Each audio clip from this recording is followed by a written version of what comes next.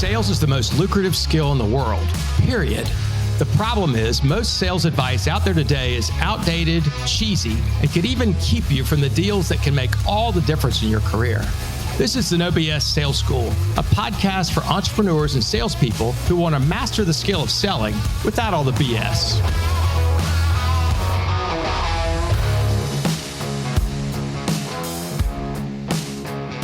I'm going to tell you how to fix a mistake that I see salespeople making and you're probably making it too, that's causing your sales cycle to be a hell of a lot longer, making you more frustrated and having you chase deals way too long.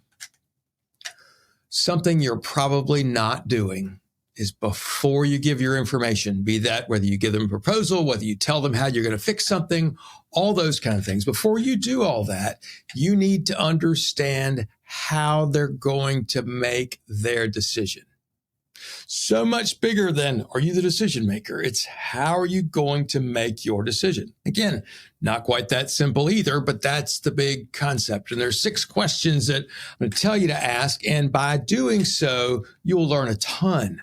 And you'll probably won't waste as much time on people that weren't going to buy from you in the first place. How often does it happen to you that you send somebody a proposal, you feel really good about it, and then you get ghosted? Or you say to yourself, or I have people call me and go, well, I sent them this thing. How long do I wait until I follow up? Or, gosh, I don't know what's happened. They're ghosting me now, blah, blah. I don't know what it is. Well, guess whose fault that is? It's always our fault. It's always our fault. There are no bad prospects. There are just bad salespeople, right? And doesn't mean you're bad, just means you're skipping a step, right? I teach a sales process from beginning to end. And one of the things that is very important we do before we give our information away is to verify, to validate what the decision-making process is. So here's what I want you to do. Before you give your information away, hey, ask these, I guess it's 7 questions. When were you all hoping to make a decision? When were you hoping to make this decision? Well, I would ask that question. Well, because if it's 2 years from now, then prices will be different, things will be different, might have a different solution, right? That's what I want to ask. First question, when were you all hoping to make a decision? A variation of that question is, when were you all hoping to have this stuff up and running? Tells you an idea. They say, we hope to have it up and running in 6 weeks. And you say, well, if you knew it was going to take 8 weeks, if you ordered it today, when do you think we need to be having this conversation? Help your prospect understand the situation. You understand yourself what's really going on. So question number 1, when were you hoping to make this decision, or when were you hoping to have this stuff up and running? Some version, whatever that is in your world. Second question, why then? Well, we need to make this decision in the next 30 days. Okay, tell me why then? Well, because we need to have it installed by so-and-so and things need to be moving forward. Or we need to have a new firm doing this by then because of A, B, and C. There's a real opportunity there for you to uncover more pain, more problems, right? The timing of it. When were you open to do this? Why then? Third question, who else besides you needs to be a part of this process? Who else besides you needs to be included in this conversation? You understand the context here, right? I mean, you could be talking to the CEO, who's ultimately the decision maker for everything, or the plant manager. But maybe what the plant manager would say is, well, sure, I'm the decision maker, but I want to bring my safety guy in. I need to talk to HR. I need to talk to so-and-so. Those people ought to be part of this too.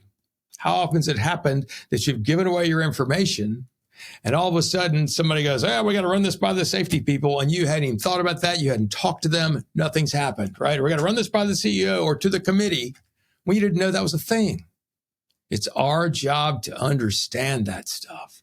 When were you hoping to make a decision? Why then? Who else besides you needs to be a part of this decision-making process?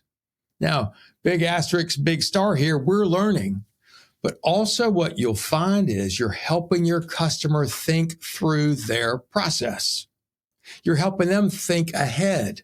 Presumably, they're looking for the help, right? They want, you already know they've got a pain. You're going to share with them how you're going to solve the pain. They're in. But there may be obstacles. Maybe they need to check with their spouse and they hadn't told you about that or hadn't thought about it. Or need to run it by a committee or whatever else. You need to know that stuff ahead of time so you can help them. When were you able to make a decision? Why then? Who else besides you needs to be a part of this conversation? Next question. What do you need to see or hear from me to be able to make a decision? Some people, like me, I basically need a one-pager. I need to know, number one, that I trust you, and number two, how much is it going to cost? That's kind of what I need. If you give me a 60-page document, my eyes are going to roll. Chances are I'm not going to hire you. I might even be pissed off at you. Realistically, I'll just flip to the back page and I'll look and see what it costs. You may not have to do 60-page proposals. You may not have to do all the information that you think you need to do. If you're somebody that needs tons of information, you're going to think everybody else does too, probably creating work for yourself.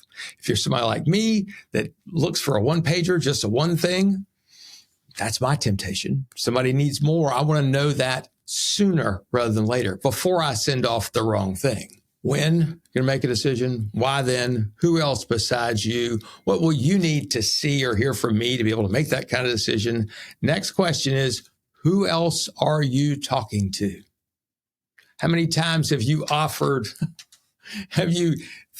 you're the only one, and you submit your stuff only to find out that you're one of 6 or one of 2 or 3, right? If that's the case, when do you want to know it? I want to know it as soon as possible.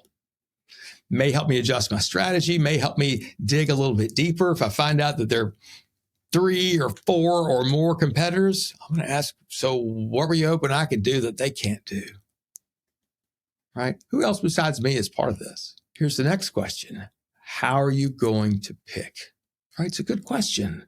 And part of this is, yes, I get to learn, but the next is I want them to go, well, I guess we'll do blah, blah, this is how we'll do, right? Then you learn. By the way, all this is done before you give away your leverage, which is your proposal, your pricing, your solution, your whatever. They want something from you, you can get something from them. So when you have to make a decision, why then? Who else besides you needs to be a part of this decision? What do you need to see or hear from me to be able to make the decision? Who else you're talking to? How are you going to pick? Now, sometimes to that question, you'll get what I would call a bullshit answer, which is, well, we're going to pick best value, right? Which is an answer that's just kind of top of the mind. It's just throw it out there. It doesn't really, what the hell does that mean? I want to know what that means. I want to know what's valuable to them, what they care about. So how do you respond to, we're going to pick best value? You say, hey, tell me something. That means different things to different people. What does that mean to you? Here's what I want you to know. The answers to all of those questions are very important in your process of your deciding, do I want to move forward? If they're not making a decision for 2 years, if what has to happen is that you're one of 12 people and they're sending them all the proposals off to China for somebody to decide and no, you can't talk to anybody. If there's no reason they have to get it done anytime soon, and chances are they're not going to. Or you find out again, like you say, you're one of 12. You may decide, you know what? I think I'm wasting your time. I'm not sure there's anything that I could do that you're not going to get from somebody else. Always be prepared to ask, what were you hoping I could do that the other ones can't? Before you give away your stuff, find out their decision-making process. I'm Walker McKay with No BS Sales. Share this with somebody else that needs to hear it.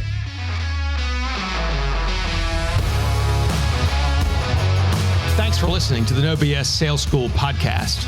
If you're struggling to close deals, then I want to invite you to take my free mini course, where you'll learn the 7 most expensive sales mistakes that will cost you time, money, and credibility. So be sure to click the link in the show notes or go to www.7salesmistakes.com.